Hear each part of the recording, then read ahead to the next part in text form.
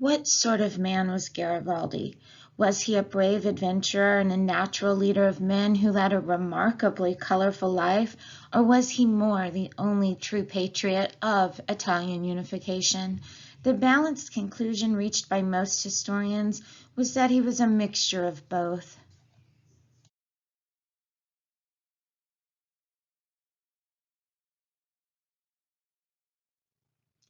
Today, in Great Britain, Garibaldi is hardly remembered at all, but in Victorian England, he was a name to conjure with.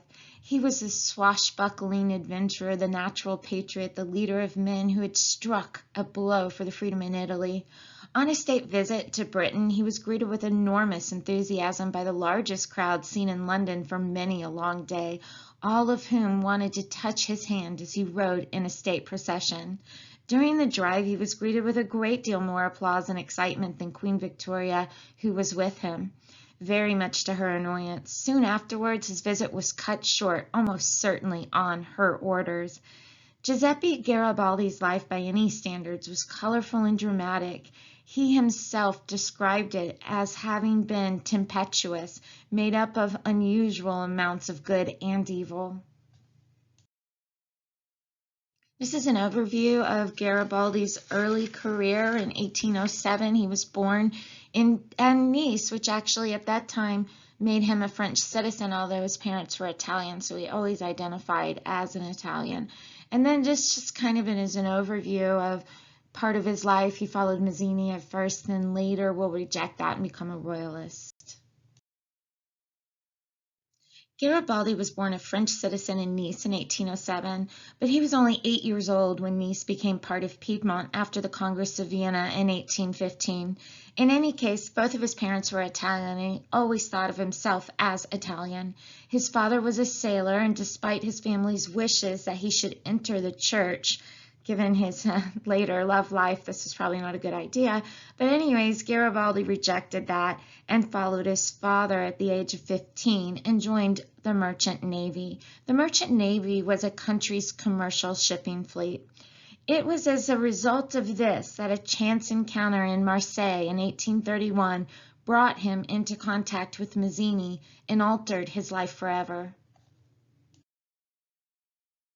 Mazzini, the founder of Young Italy, believed that Italy should be free, independent, and united, with the people having a say in government, and that a republic was more likely than a monarchy to bring this about. Mazzini's greatest gift was probably his ability to inspire revolutionary leaders with nationalist fervor and patriotic enthusiasm, and the greatest of his disciples was Garibaldi. Garibaldi was quickly converted to the dream of a united Italy. He joined the Young Italy movement and in 1833 became involved in Mazzini's revolutionary plans in Piedmont. The plot, intended to start a mutiny in the army and navy, went wrong, and Garibaldi was among those sentenced to death for their part in it. Fortunately for Garibaldi, he had already left the country before the trial began, and so the sentence could not be carried out.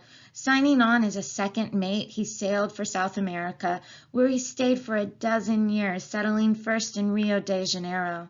There he found a branch of Young Italy was already established. He joined and quickly became involved in revolutionary plans.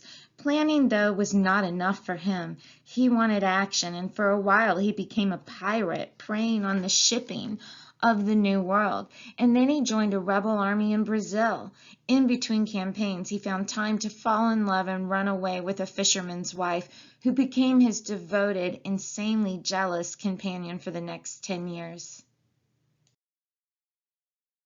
After 6 years of fighting, Garibaldi retired to Uruguay in the humdrum life of a commercial traveler selling spaghetti. He quickly became bored by this and joined the army defending Uruguay against an Argentine takeover.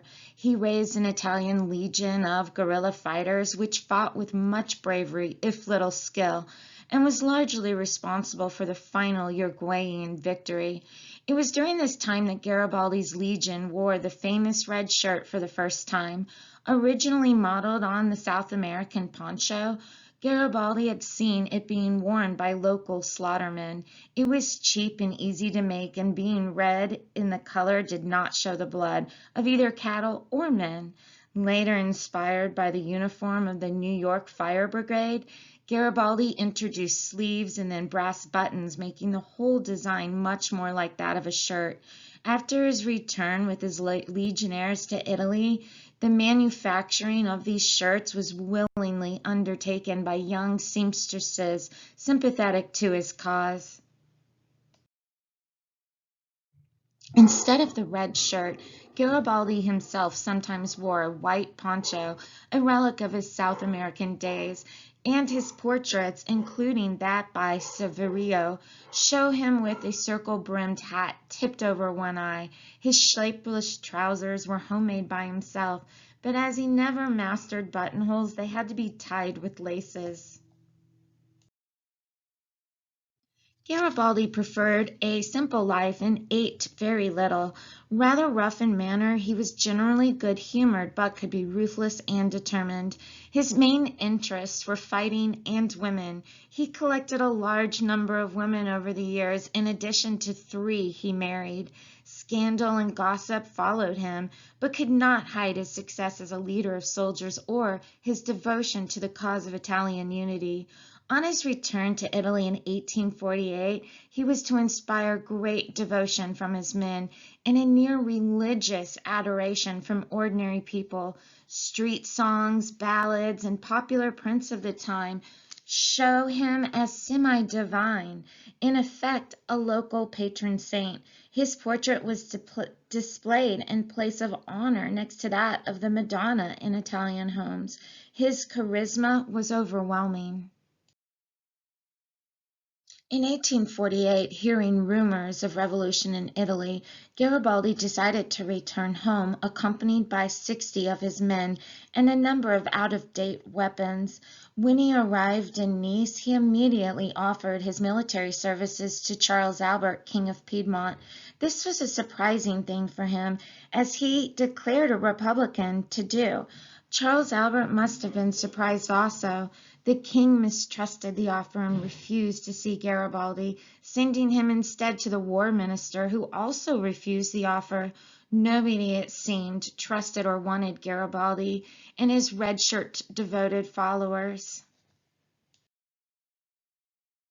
Garibaldi enlisted instead in the army of the revolutionary government of Milan in Lombardy, but before his men could see much action, the news came that Charles Albert's Piedmontese army had been defeated at Castuso.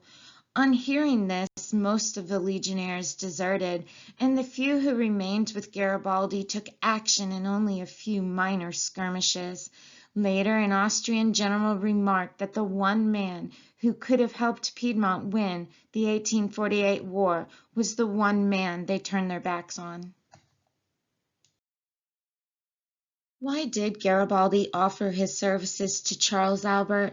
He seems to have believed that only Charles Albert, as King of Piedmont, had the resources to defeat the Austrians and unite Italy. It was a decision that constituted a turning point in his life, as he abandoned the Republican preference he had learned from Mazzini. "I was a Republican," Garibaldi insisted. "But when I discovered that Charles Albert had made himself champion of Italy, I swore to obey him and faithfully follow his banner." Mazzini was hurt at what he saw as a betrayal, and Charles Albert failed at first to welcome his new follower, but Garibaldi, always single-minded in his devotion to the cause of Italian unity, could see no way of achieving it except by attaching himself to Charles Albert and afterwards to Victor Emmanuel II. The Roman Republic was declared in February of 1849, after the Pope had refused to make political changes to the government of Rome and was forced to escape the city to safety in southern Italy. The Republic was short-lived, surviving only 4 months. It was led by a triumvirate headed by Mazzini, Under his influence, Rome had never been better governed. Garibaldi and the legionnaires arrived in Rome as the city prepared, in Mazzini's words, to resist whatever the cost, in the name of independence, in the name of honor, in the right of all states, great or small, weak or strong, to govern themselves. Garibaldi appeared a striking figure patrolling the city's defenses. But in the end, the Pope had appealed to Austria and Spain for help, but it was not from the Catholic monarchies, which had been expected to come to the aid of the Pope, but from the president of another republic, Louis Napoleon of France, that help came.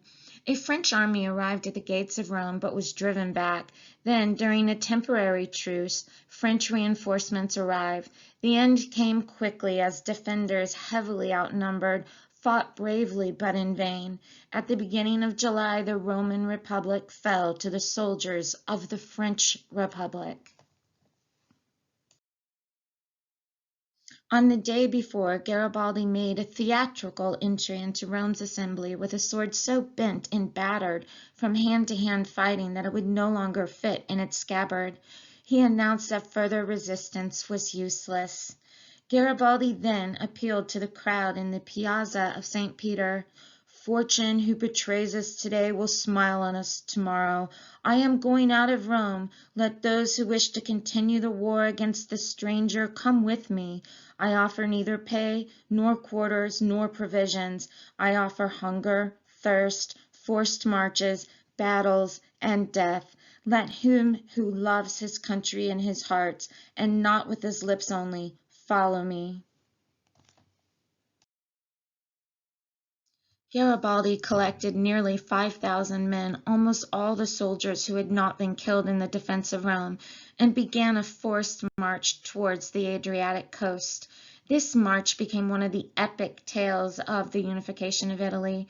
Over 800 kilometers of mountainous country, a shortage of food and water, and pursuit by enemy troops all took their toll.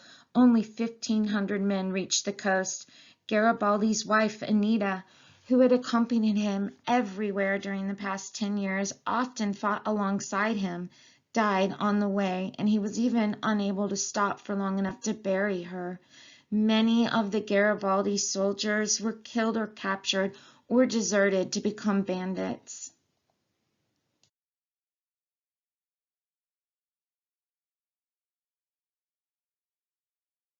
Garibaldi himself escaped to Genoa, where he was arrested but later freed on the condition that he left Italy at once.